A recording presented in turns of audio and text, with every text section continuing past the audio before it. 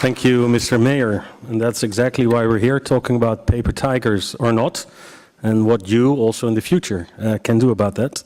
Talking about the future, today's event is being organized by the European International Model United Nations. TEIMUN, how do you pronounce it? TEIMUN. Any way you like. Okay, good. I was introduced by Joost, so I'm allowed now to introduce you back because you are the chairman of the board. Please come on stage. I read on your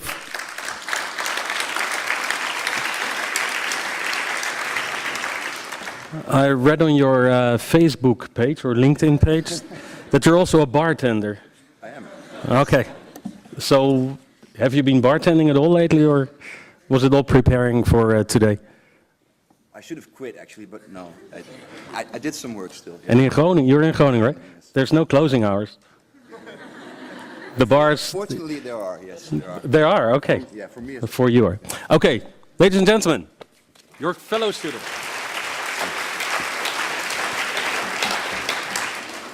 Thank you, Mr. Kurpershoek. And thank you, Mr. van Aartsen, as well, for those wise and inspiring words. I believe them to be true. Dear delegates, Your Royal Highness, distinguished speakers, dear staff, fellow board members, honorable guests, ladies and gentlemen, it's my pleasure to welcome you to the 26th edition of the European International Model United Nations. My name, as been said before, is Joost Sarolea. I'm the chairman of the board of directors. First of all, I would like to address a very special guest among us today. Your Royal Highness, it's an absolute privilege and pleasure to welcome you here. We are deeply honored that you are willing to give an address at our conference. Thank you.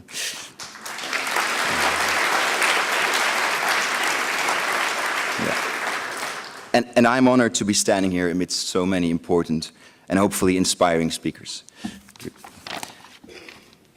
For 26 years now, TEIMUN has brought students from all over the world to The Hague. And now and then people ask us, why on earth do we put so much effort into organizing a conference? Of course we're interested in the topics, and of course we like learning a great deal about the institutions we simulate. But we could do that in easier ways, 365 days a year. Why go through so much effort every year, arranging visa, booking conference locations, inviting speakers, drafting background papers, and the list goes on. I wouldn't dare boring you with it. Why do that? Because we believe that bringing these students together creates something, which is far more than just a plain exchange of ideas. We believe that students, and people in general actually, should get to know each other in more profound ways. And I can tell you why. It's very simple. Because when people get to know each other, they tend to care for each other. And when they care for each other, they actually consider each other. Obviously, we care most about the ones around us. But the people we meet always leave something behind.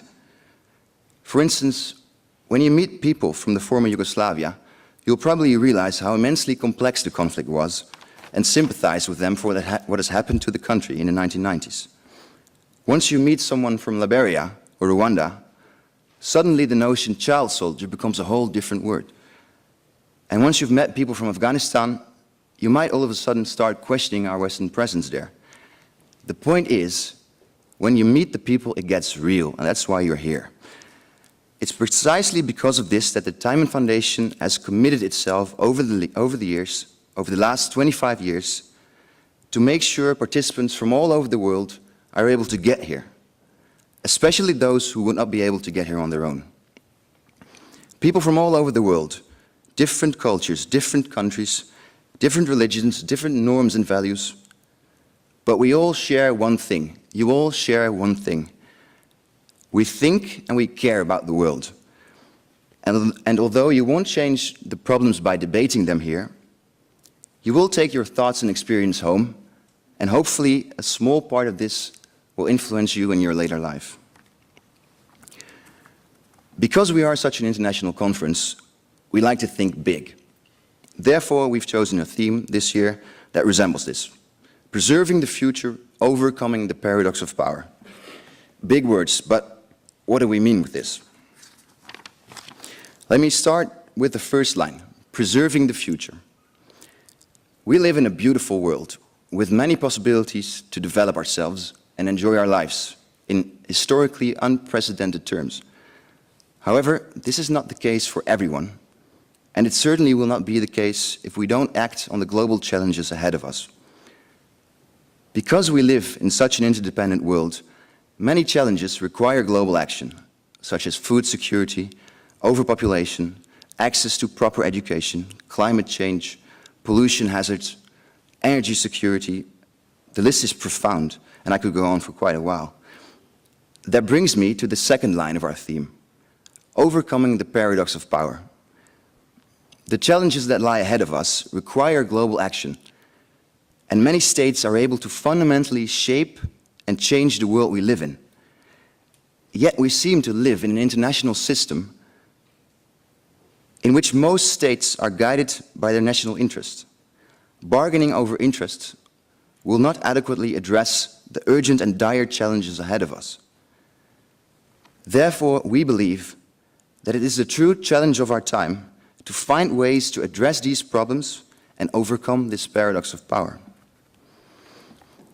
And of course, we cannot close our eyes to the reality the world brings.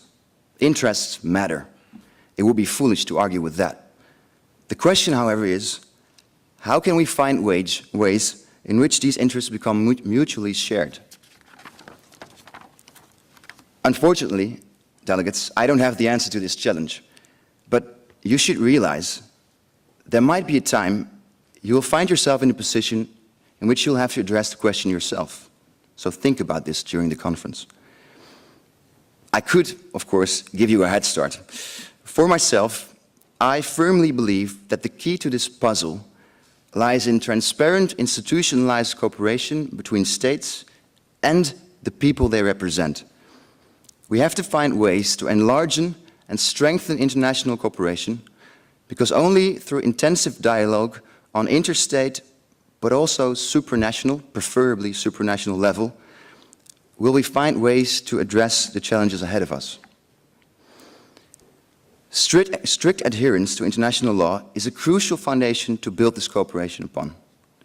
As has been said before by the mayor, in a month, on the 28th of August, the Peace Palace in The Hague exists for 100 years. I ask you to take this special moment to think of ways in which you can improve international cooperation, just as they did 100 years ago.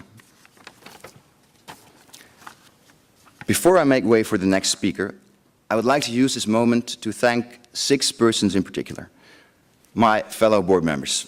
They've worked extremely hard and have put incredible effort in this year's conference. In addition, they've had to put up with me for a year, which at times can be quite difficult, and they managed very well. Thank you guys, you're awesome.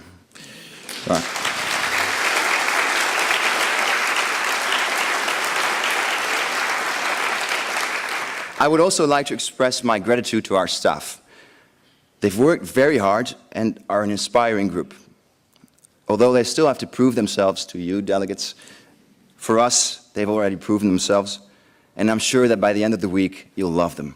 So give them an applause as well.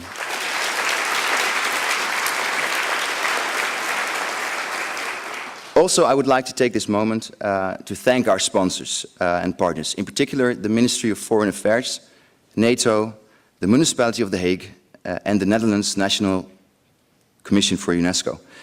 Without you, TEIMUN could simply not have taken place, so we are extremely grateful for this. To close off, delegates, if there's one thing I'd wish you to remember from this speech, it's you should really get to know each other. Because trust me, there's more than 200 inspiring stories in this room. On behalf of the Board of Directors, I wish you an amazing week. Thank you.